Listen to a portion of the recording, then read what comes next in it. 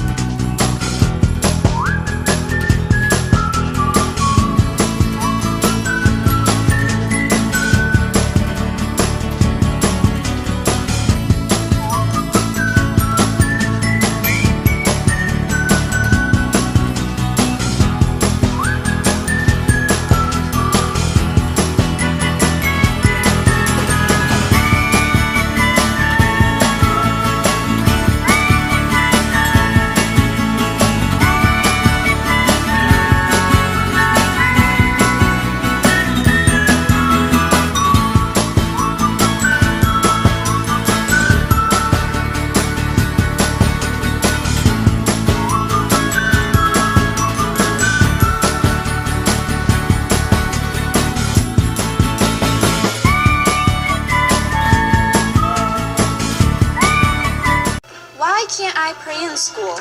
I know, isn't it awful? You're not able to pray in school, and if you try to pray, it's like alarms go off everywhere and lights start flashing and they come after you with automatic weapons. Run, runner! Hear him? Run!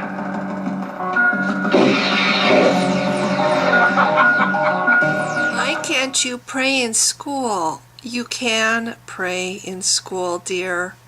You can pray riding the bus to school. You can pray before you pick up your pencil to start to take a test. You can pray before you guys go on field trips. You can pray when you're out on the playground. You can pray during PE. You can pray while you're walking to your next class. You can pray wherever the fuck you want to pray. There's nothing that says you can't. Oh, I'm sorry. You can't have a whole classroom thing where everybody in the class has to stand up, whether they happen to believe in your God or not, whether they might be atheist or Jewish or Hindu or Buddhist or Muslim. Doesn't matter what they believe, they all have to stand up and pray to your God. Can't have that. Oh, I'm so sorry for you. Why can't I write about God in my school papers? Why do I have to tolerate people cursing my God, but I am not allowed to talk about God in my faith?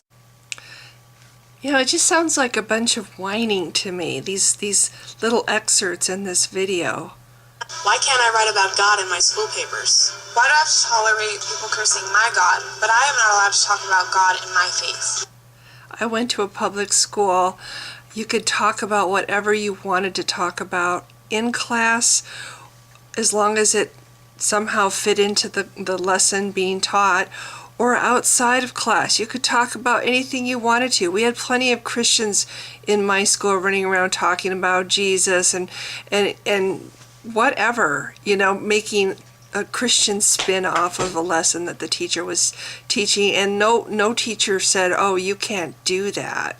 There's no law that says a student can't do whatever they say or whatever they want to do in a public school. The only restriction that I'm aware of is a public school can't force a classroom of kids to acknowledge the existence of a God, or allow a teacher to promote the existence of a God, or promote one religion, or shove one religion or that teacher's religion down any student's throat, or all her students' throats, or whatever. That's what the restriction is.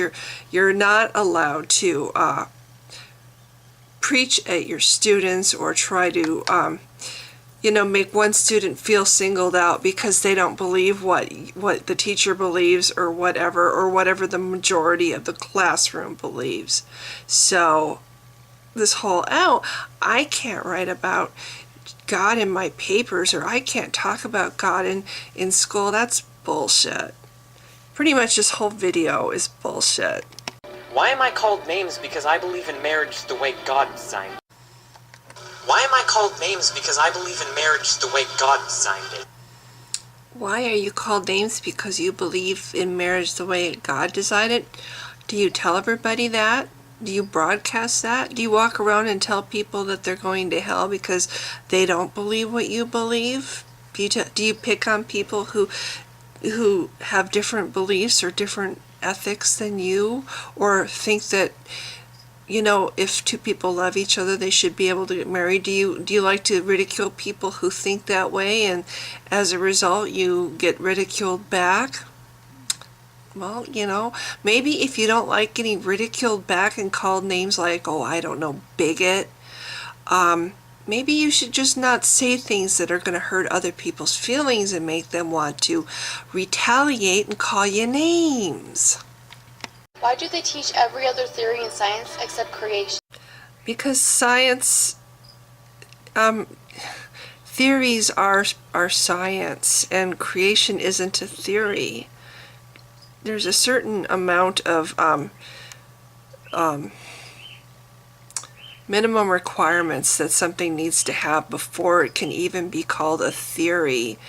And creationism doesn't have it. Creationism doesn't even come close to meeting the minimum amount of requirements necessary for it to be considered a theory. So it doesn't qualify. Sorry. Why are they taking God out of my history books? Why are they taking God out of your history books? When was God in your history books? If you want to read about God, I suggest you read the Bible, because that's where they talk about God. Really, God has very little to do with history. I know that Christianity is trying really hard to make it seem like the founding fathers were all Christians, but they weren't. Maybe there were a few. But a large portion of the founding fathers were deists. So if they believed in a God, it wasn't the Christian God. And yet what's funny is Christianity wants to rewrite American history and make it like America's always been a Christian nation, when America's never been a Christian nation. So if anything, Christianity is trying to put God into our history, not take God out of it. God has no business being where he never was in the first place. So if there's no God in history books, good, let's keep it that way, because there never was. In public school, dating is an obligation. In public school, people are rude and disrespectful towards Christians. Bullying is common. You know what I find funny about this video, the THAW? These are all white kids. They're all white kids. It's like they all look like they come from middle-class white America, There's no Asian kids, there's no Filipino kids or Latino kids, there's no black kids, there's no Native American kids. They're all white. Very white. Not even tan. There's no tan kids here. And I don't think any of the boys that they're showing here are gay either. At least they're not acting or talking like they're gay. So isn't that interesting? In public school, dating is an obligation. In public school, people are rude and disrespectful towards Christians. Bullying is common. Interesting that Public school? oh, stop it. Interesting that she says that dating is an obligation. No, it isn't. Again, I went to a public school and dating is not an obligation. However, rude is very common in public schools. Kids are very rude to each other, not just toward Christians, but to all kids. It really has very little to do with what your religion is. They'll find something to be rude about. I mean, if you're Christian, maybe that's what they're rude about. If you like country music, they might be rude about that because they think country music sucks. There's always going to be a reason why kids are rude assholes. And this is just so whiny. Oh, they're so mean to me because I'm a Christian. Oh, in public school, kids are bullies. You know what? Kids are bullies everywhere. And grow up and quit whining about it. You know what? Everybody goes through school. Everybody goes through being kids. It's part of it. It's unfortunately not a good part of it, but quit acting like you're being singled out just because you're Christians. My grandparents tell me that the church used to be the center of the community.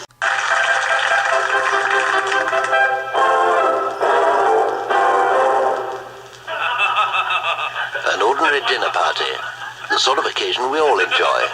The men are exchanging witty stories. And look at the women, aren't they pretty? Look at the way they laugh. They're delightful. But now the conversation turns to more serious matters. I wonder if the government should return to the gold standard. I think it should. Good, then we're all agreed. But oh dear, what's this? One of the women is about to embarrass us all. I think the government should stay off the gold standard so that the pound can reach a level that will keep our exports competitive.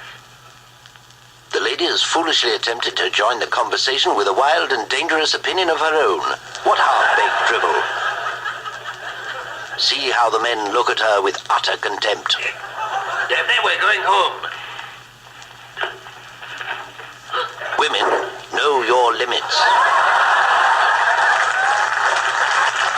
Look at the effect of education on a man and a woman's mind. Education passes into the mind of a man. See how the information is evenly and tidily stored. Now see the same thing on a woman. At first we see a similar result. But now look, still at a reasonably low level of education, her brain suddenly overloads. She cannot take in complicated information. She becomes frantically and absurdly deranged. Look at these venomous harridans. They went to university. Hard to believe they're all under 25. Yes, overeducation leads to ugliness, premature aging, and beard growth. Now let's see the proper way. Good, so we're all agreed. We should return to the gold standard. Oh, I don't know anything about the gold standard, I'm afraid, but I do love little kittens. They're so soft and furry. What a delightful thought, you dear, sweet, fragile little thing. Women, know your limits. In thought, be plain and simple, and let your natural sweetness shine through.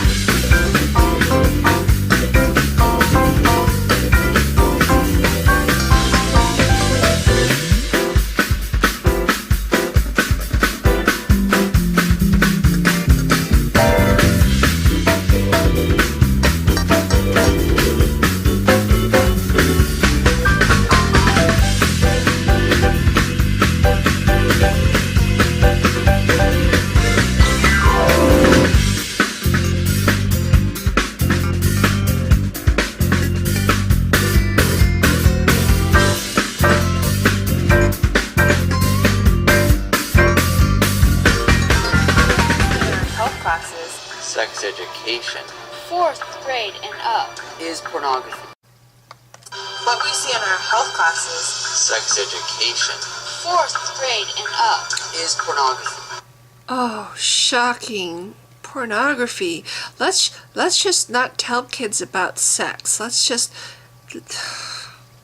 Really? Pornography? Sex education is pornography? What planet are these people from? I had sex education. It was also in the 4th grade. Ooh, you know what? It didn't scar me for life. I got through it. These same kids are being taken to movies. Well, actually, probably not. These kids are probably restricted to G movies only. People believe Christians are goody-goods and boring. Dirty jokes fill the hallways between classes. During class, Before school, at lunch, after school. On the bus, off the bus. people believe Christians are goody-goods and boring. Dirty jokes fill the hallways between classes. During class, Before school, at lunch, after school. On the bus, off the bus.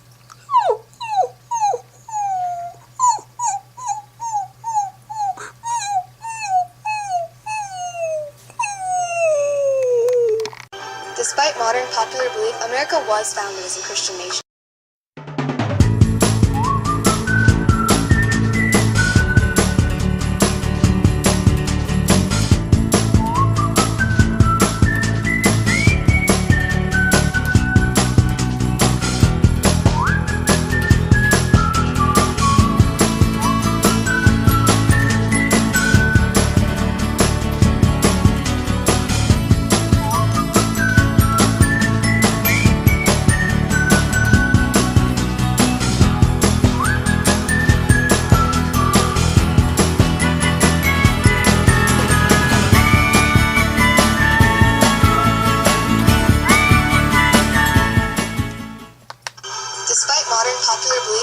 Was founded as a Christian nation. Isn't it fun how they're teaching children lies? America was never founded as a Christian nation. It was never, ever, ever, ever, ever, ever founded as a fucking Christian nation. And you know what? I think it's just really, really bad that this religion can just decide to rewrite the U.S. history and rewrite what our founding fathers stood for. Personally, I think it's really cool what our founding fathers stood for. They all had different beliefs. They all had different takes on things. They didn't all believe the same thing. Oh, but we're supposed to believe that they were all pure little Christians. No. But thank you for rewriting U.S. history. Like, you know, it's not something that maybe should be left alone. Just because we want to further the agenda, just like we further the agenda of Christianity, and every aspect of this religion is all about furthering its agenda. No one would dare not to stand, place their hand over their heart, and recite the pledge. No one would dare not to stand, place their hand over their heart, and recite the pledge. Actually, before 1954, that was probably true. And then in 1954, when they were doing the whole anti-communism thing, and they added "under God" into the pledge, that probably pissed off a lot of people that didn't believe in God, or actually thought that the Bible was an offensive thing, which a lot of atheists and people who aren't Christians find the Bible is offensive as the Quran. So yeah, or just out of protest that a nation that's supposed to be for we the people and for all was suddenly being hailed as under God, when I'm sorry, but America is a melting pot for all different nationalities and cultures and religions. Not just Christianity, not just white people from middle America, Christians, but everybody who contributed to this nation and to our society. We're all Americans, and I'm sorry, but under God does not represent all of all of Americans, and it should be taken back out of the pledge. It never should have been put in the first place. For the record, I do stand for the Pledge of Allegiance, but I do not say under God when I do the pledge. And I think it's wrong that it's there. It needs to be gone. 1962, the Supreme Court ruled that prayer was unconstitutional in schools. In 1963, the courts ruled the Bible unconstitutional, saying that if the Ten Commandments were read in school, a student might feel inclined to follow them. Really? for over 50 years, Christians have been unwilling to get involved.